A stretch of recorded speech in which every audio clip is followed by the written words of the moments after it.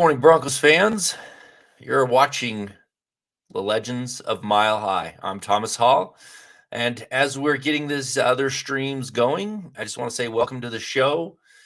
And hopefully, we can talk about the game last night without too much agony, because I have a couple perspectives, at least one that I want to touch on. Before we get started, I want to say thank you to Scott Kennedy and behind the scenes, making everything work. Really appreciate it. And also, don't forget to subscribe to Mile High Huddle, YouTube.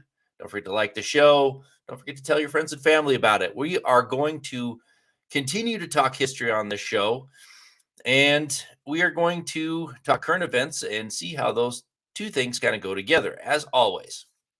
I will apologize before we get started.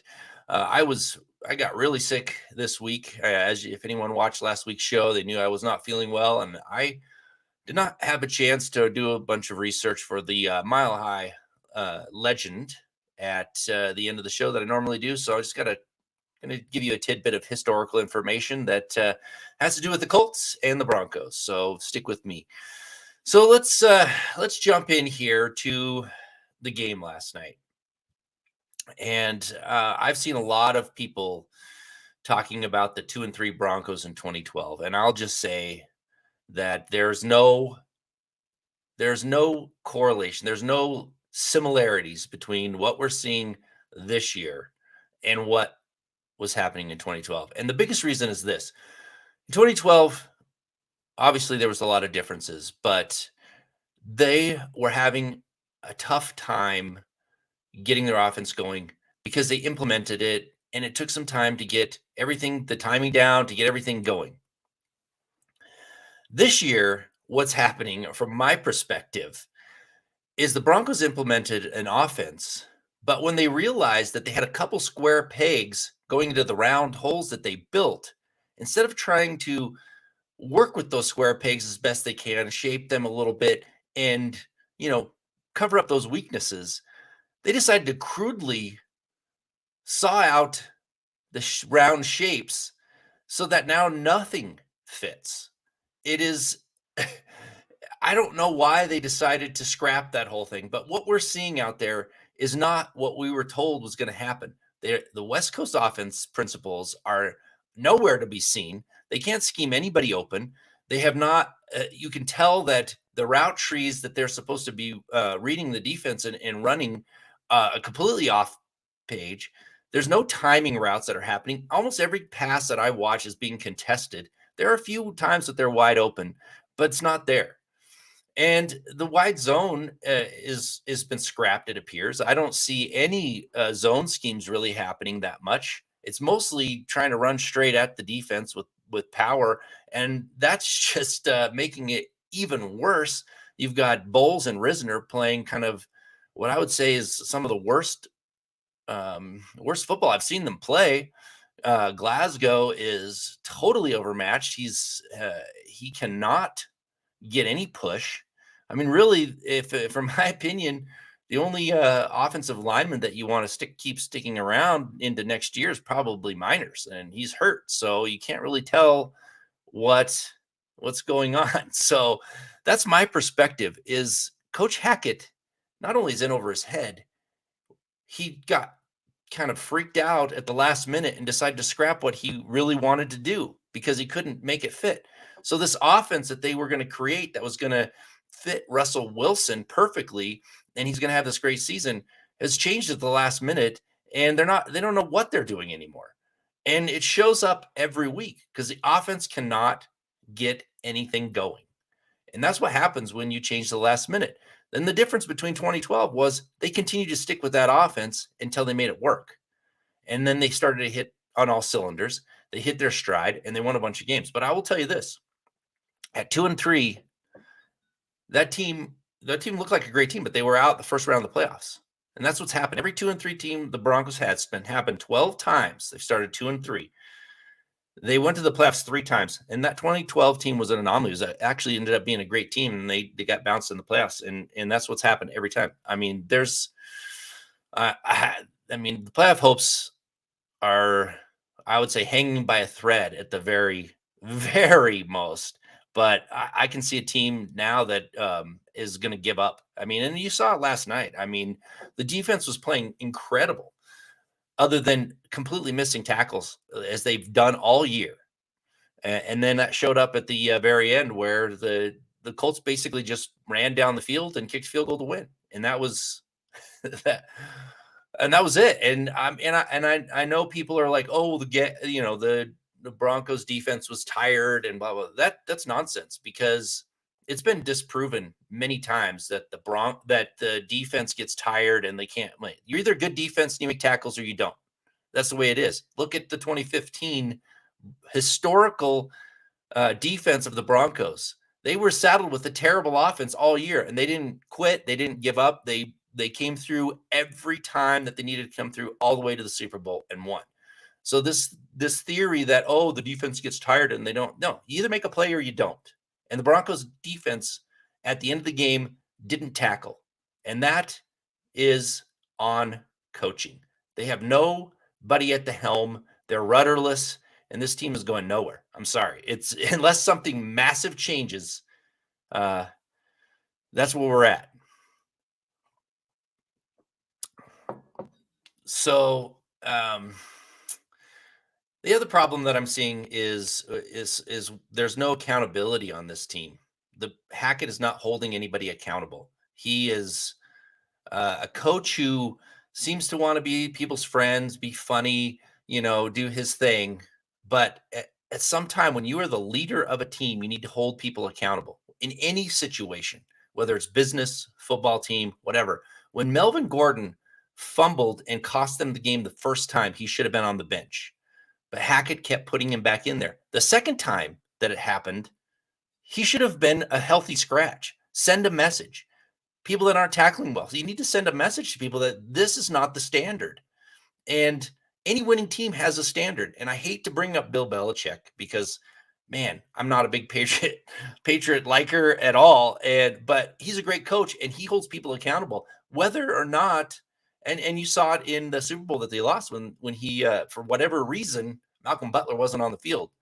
And maybe that was a bad decision, but at least he holds people accountable for their actions. Hackett is not. And now this team is in disarray because of it. I'm going to pause here and see if there are any comments. I'm sure there's quite a few going on. I mean, Broncos country, we are definitely down in the dumps for sure. KB 88 or 82. Sorry about that. Thanks for coming in, KB. I appreciate it. Good morning, fellas. Now, every time I hear Let's Ride, I think of the final scene for Thelma and Louise. Yeah, I don't want to have a spoiler if you've never seen Thelma and Louise, but yes, that is a great point. It does seem to be that bad right now. Tofu 17. Hey, thank you for coming in, Tofu. I've not seen you on here before, so I appreciate you coming in here, and let's talk Broncos. I, at this point, don't know what to blame the most. Is it coaching? Is it the injuries that are mounting? Is it the atrocious O-line? Is it Russ? Well, it's a combination of everything, but that stems from coaching. Like I was saying, it's a team that has nobody at the helm, and that's the problem. Nobody that knows what they're doing at the helm anyway. I guess easy answer is a little of all the above. It's frustrating and honestly a little embarrassing. Yeah, it's incredibly embarrassing. And the reason why it's embarrassing is because we were sold a bill of goods at the start of this season. Russell Wilson coming in, and I'm going to tell you right now, people are bagging on Russell Wilson, and he's struggling for sure this year, and there's a lot of reasons for it. But he's a great quarterback. I mean, if you look at his historical numbers compared to other great quarterbacks, he's right up in there. He's not number one or top five, but he's a dang good quarterback. And these struggles were not what we were expecting. And like I said, we're sold a bill of goods. Everybody thought this was going to be a great team, and they just flat out have not performed. And that's all on coaching. Every mistake that's been happening, you can point to poor coaching. Fundamental mistakes, mental mistakes, it's constant. Having false starts at your home turf is embarrassing. False starts over and over again, lining up issues. It's ridiculous. Jason O'Neill, thank you for coming in. Jason, I appreciate it. Good morning, Thomas. This has to be the worst I've ever seen the Broncos play in decades. QB is all we need, they said. This team has holes and a plethora of injuries. Defense is stellar. Well, I've seen some pretty pretty awful Broncos teams. And I don't know if this team is worse than some of those other teams, but the problem is, like I said, we all expected them to be much better than they are. And that's what hurts the most, right? It's like, when you were a kid and someone was going to offer you some candy and then they take it away at the last minute. That's what it feels like. It's like, whoa, I was going to be given something great and now I've got nothing. And there are definitely issues. And I'll say this about the defense. They've been playing great, except they're having mental lapses too, right? Missed tackles. Last week was horrible. This week I saw tons of missed tackles, even early in the game. That is unacceptable, right? You've got to make those tackles, and to just let people run through you is embarrassing. But what's going to happen if this continues? 2 more games in, the defense is going to give up, and you're going to see them getting steamrolled the rest of the season. They need to fix it now because, yeah, injuries are an issue for sure. I mean, they had plenty of injuries last night, so you can chalk it up to that if you want. I just don't see the heart and soul on this team that I've seen in the past in any team that can go anywhere. They just don't have it. And I'm telling you, it's kind of heartbreaking to watch a defense play as well as they did for the most part throughout the whole game, and the offense let them down. But it happens on both sides. The defense can play terrible and let their offense down, and that happened at the Raiders game. The defense let them down. It was bad. So there are a lot of issues, and I frankly am just tired of the losing. I mean, I've been a Broncos fan since the early 80s, and I just, this has been a rough stretch, and there's nothing that we can point to that says this is going to get better. And we thought we had a new quarterback and an offensive-minded coach was going to make a great offense, and guess what? It didn't happen. Jeffrey Johnson, thank you for coming in from Facebook. I really appreciate that, man. I appreciate you being here. We're going to keep talking Broncos and last night's game and anything else you want to talk about. Why did they pass in the red zone and rush through an interception? To win the game. We hadn't moved the ball very well the whole night, and I thought we had a spectacular drive to get all the way down there. It ended up being 4th and 1, and got the go for it, and thought that was a good decision. Wanted to put the ball in Russell's hands and called a play that we know that he really likes, and it didn't work out. It was one of those things. The timeout before it was to kind of get a feel for what they were doing, and so the run didn't look as good as we had hoped it would have, and gave us a chance with Russell, and that's all you can ask for in that situation to win the game. Well, I mean, it's coach speak going up there. That was a bad call. I mean, it's 4th and 1. You can get a first down. You don't have to go for the touchdown right there. And we saw this before where you're running a play on the goal line out of shotgun and it hasn't worked. And here we are doing it again, watching them do it again. It's mind-boggling. And frankly, Russell's confidence is so bad right now because it's such a mess trying to figure out what offense they're actually trying to run that I wouldn't put the ball in Russell Wilson's hands right now. Why would you? He has not shown that he's clicking with anybody on this team. I mean, Sutton's the only player who's actually performing well, and every one of his catches seems to be contested. It's just they're not on the same page, and Russell Wilson shouldn't have the ball in his hands at the end anymore. It's just the way it is. James Todd, I appreciate you coming in. Super chat, $10. I appreciate that very much. Keeps the lights on. And I'm going to read this one slowly because I think it's important. 2 and 3, but it feels way worse. Absolutely. We're the laughing stock of the league. Yeah, I think we are. And our QB is not who we thought he was. If Seattle ends up with a top 5 pick because of our incompetence, I'm going to be sick.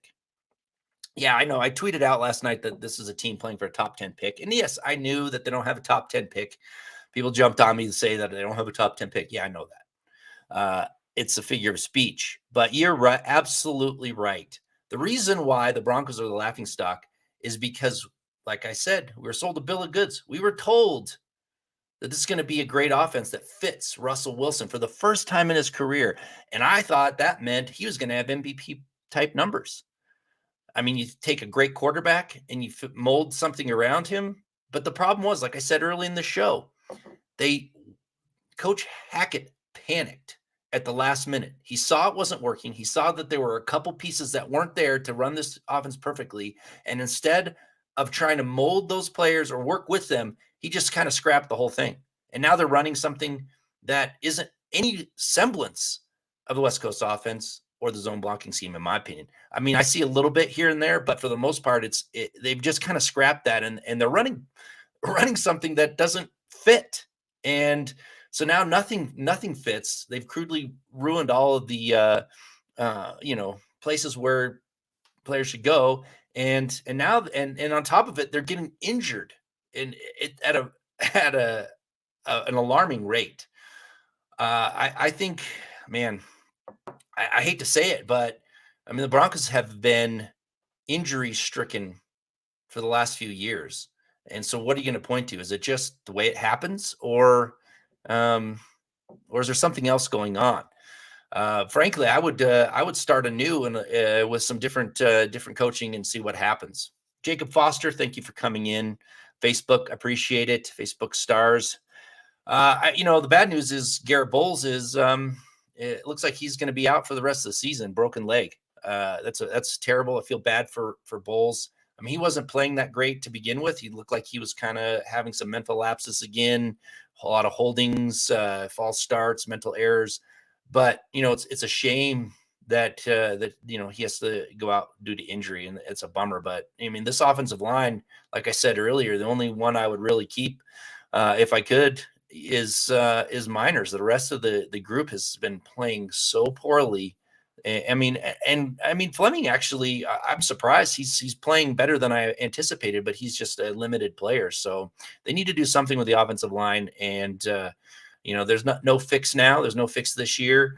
Once we get Miners back, that might help. But yeah, the problem, like I said, this team has nobody competent at the helm. Russ,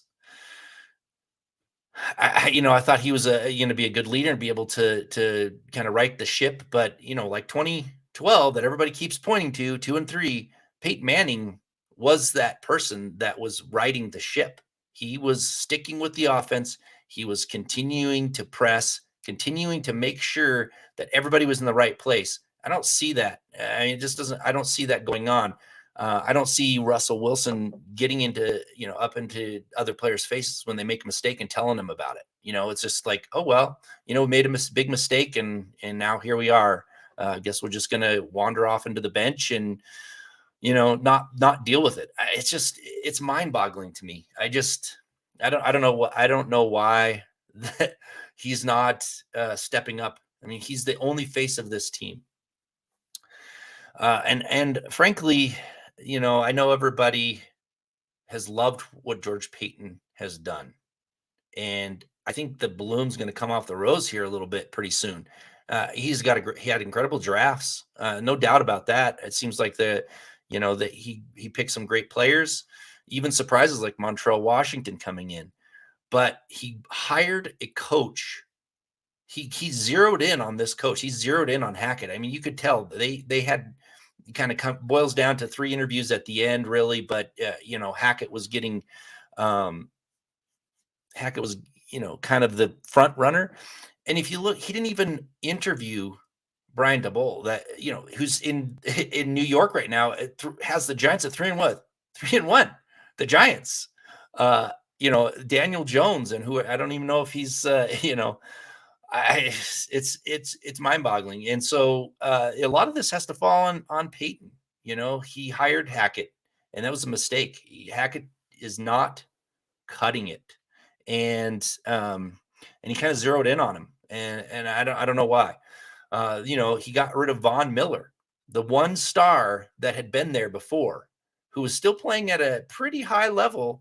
He traded him away and then had no interest in bringing him back. The face of the Broncos for the last decade, who had gas left in the tank, had no interest in bringing him back, and went out and got Randy Gregory, who's missed more games than he's played, and here he is injured.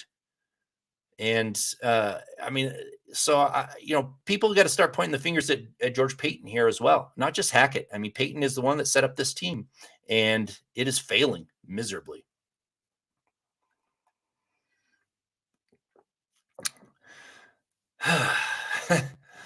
Yeah, it's rough to sit there and watch the team that you love. Everybody, I mean, Broncos fans have been, people stick it out, and through the tough times, and we've watched some tough times, but Hackett.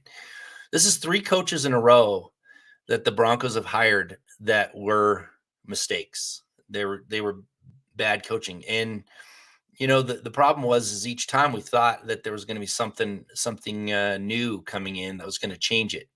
Like when Fangio came in with his death by inches speech, and people were like, "Well, all right, we're going to finally have someone that makes people accountable and teaches the fundamentals and whatnot." And that was out the door. And then Hackett came in and said a lot of good things, and he has not delivered as well. But it's not just that. I mean, his in-game calling, the play calling, especially at the end of games, those are bad calls. I just this plain and simple. I mean, the Broncos have lost 2 games that they could have won, and it falls on Hackett's shoulders. It's just poor play calls, in my opinion. They didn't give themselves on 4th and 1 a chance to win the game. They went with one thing, and Russ zeroed in on one person, and that was it. And you got to give the team more opportunities in that situation to make a play, and they didn't do it. All right, let's see if we got anything else in the chat to talk about. Greg Dominguez, what do you think about a new offensive coordinator? Well, Greg, thanks for coming with that comment. I don't think it'll matter. The problem is they started with one offense, changed it all around. They don't know what they do. You bring in another offensive coordinator, and what are they going to do? At this point, it's such a mess that I don't think you can right the ship. What they should do is go back to the principles that they started with. They need to go back to the West Coast offense principles, go back to the zone blocking scheme principles, and run it and stick with it until it starts to work. And if it doesn't, I mean, this season's already kind of going downhill. It's a roller coaster with no brakes. And it's on a downward spiral. So I think that offensive coordinator is not going to change it. But I think if this team at the end of the season, I think you're going to see some changes. I mean, the new ownership may not have patience. I don't know. I think you think they would, but if I was the owner and I'm seeing what I'm seeing right now, I would definitely make a change, because it's pretty obvious that Hackett doesn't have the leadership skills to run a team. And that's the way it is. He doesn't have what it takes to lead a team. He could be good at X's and O's, but he hired a couple of good coordinators. I mean, I like the defensive coordinator. I think he's doing a pretty good job. I like the special teams coordinator, but when it comes to leading a team on game day and sticking with your principles, he's failed. And I wouldn't be surprised to see Hackett one and done coach. Coach Chris is coming in, $20 for super chat. Thank you so much, man. I appreciate that. This is great.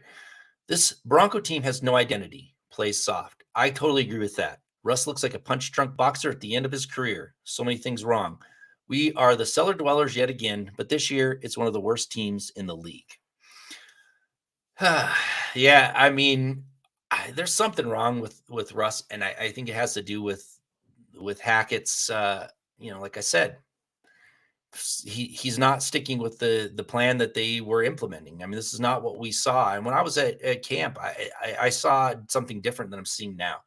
Things were working better, and he panicked. And now you got a Russell Wilson who has no confidence in anything that he's doing. I think he's still got the skills. He's still still has his health. But he's now his confidence is shot. And you're watching KJ Hamler slamming his helmet down. He's getting upset. This team, I mean, the team's lucky to not be 0-5, really. And Russ has played well in spurts. You've seen it here and there. and they did drive down the field, ready to win it at the end. So you just can't finish it. And you're right. I think they do play soft. They don't. The defense has been playing well, but again, mental lapses, stupid penalties. It's that all is a killer for a team that cannot put it all together. Now, if you had good discipline and you didn't have all the penalties and the mental lapses, there would be some, what I would say, some promise when you look at this team. But this is week 5.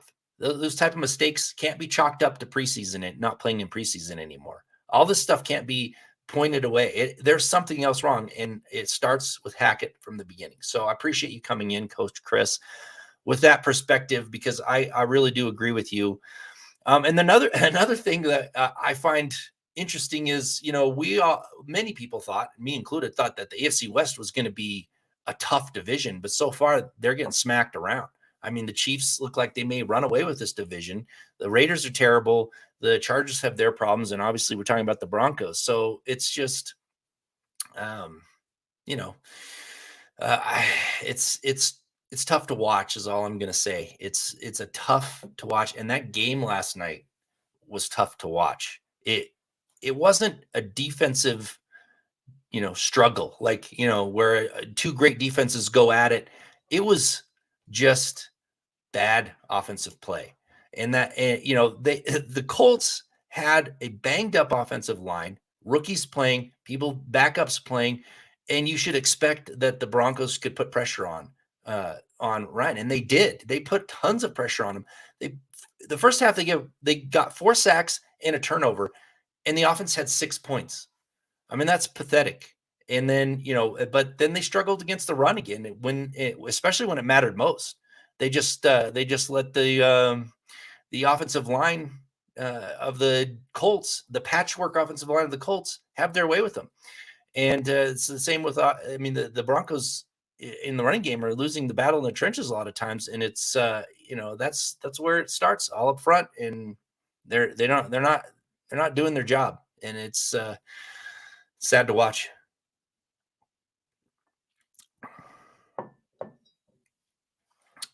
So we have another chat here. Kayla. Hackett is the one guy who talks big in an interview but has nothing to back it up. I worried from the beginning when he was only talked generals and never anything details. Yeah, thank you for coming in with that.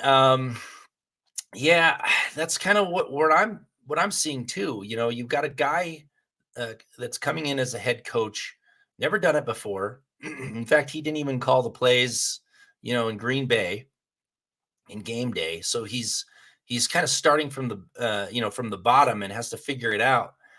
But you're right. He didn't. His plan that he was talking about isn't coming to fruition, and that's that's the problem. Is he's talking big, but you're right. He didn't have anything to back it up because he just has no experience, and he panicked. He's panicked. That's the problem. He panicked instead of sticking to his offensive game plan. He panicked, scrapped it, and now we're watching a team that has no identity, no offensive scheme to stick to, and they're failing miserably. So thank you for that comment. Okay, here we are. We're about a half hour in. We're bashing or lamenting Broncos play, and for people who love the Broncos and who've watched it for a long time, this is agonizing. This has got to be one of the worst seasons for the fact that there was so much promise. And people, I'm gonna still say this: Russell Wilson's still a good quarterback. He's still got the tools. We've seen it before. He can play football. He's still healthy. He still can turn it around. But there's some major change, a major shift has to happen. He has to get his confidence back, and Hackett has to change the way he's approaching this game. You cannot do what Hackett's been doing. You can't scrap your offensive game plan.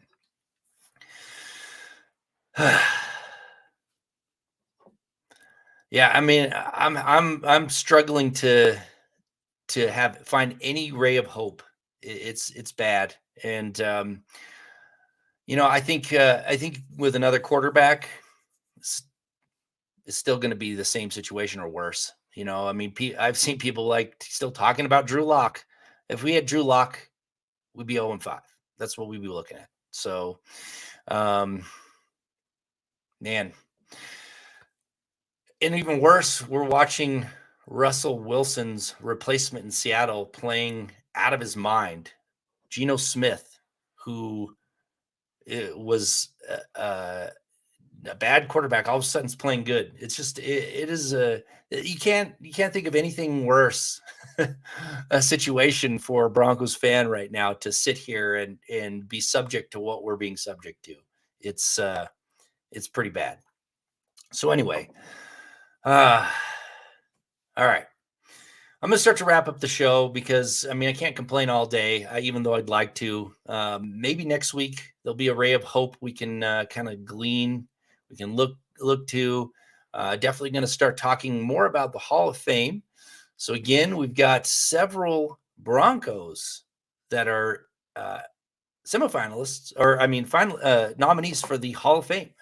So we have that to look forward to, and hopefully, we can see a Bronco make it into the Hall of Fame this year. And like I said last week, I'm going to be supporting Tom Nalen. I mean, this is a guy who needs to be in the Hall of Fame, and we need to get some buzz going for him. So I'm looking forward to that at least, and hopefully the voters will see fit to actually, instead of just voting for who they like or who they watch their whole career, will actually take a look at Tom Nalen's game tape and realize he's one of the best centers that has played the game, put him in the Hall of Fame. So one last comment I will say. I got a comment that said Elway is the devil, which, you got to love Elway if you're a Broncos fan. I mean, he is the Broncos. He won.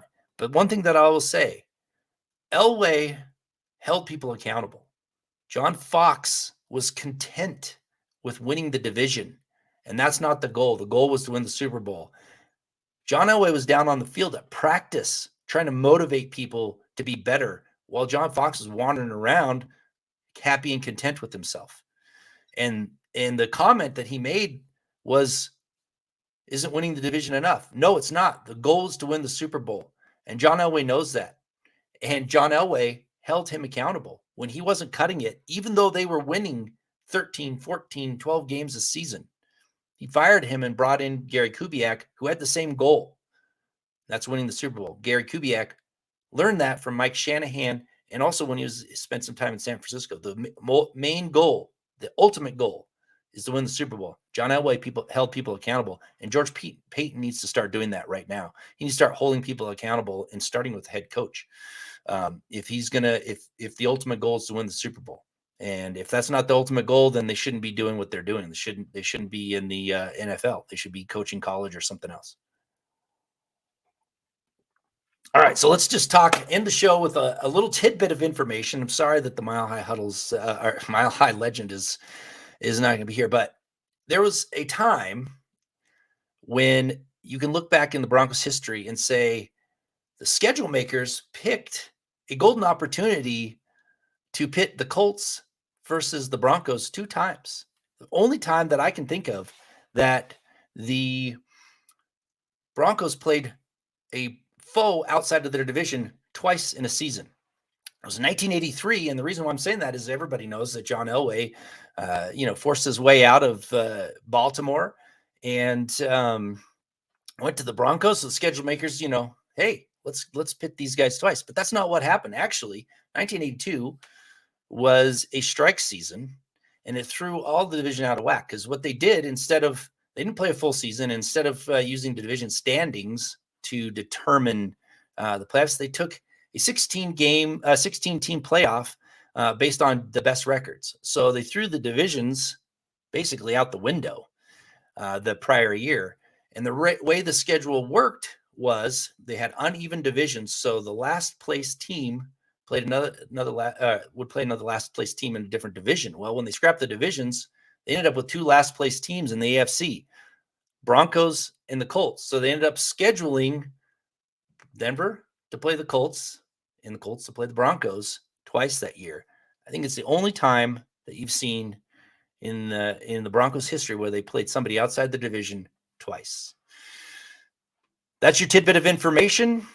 Tune in next week. We're going to move on from this debacle and have a great day, Broncos fans. I appreciate you joining. Thanks for the great chat, and we'll see you next Friday this time. Thank you very much.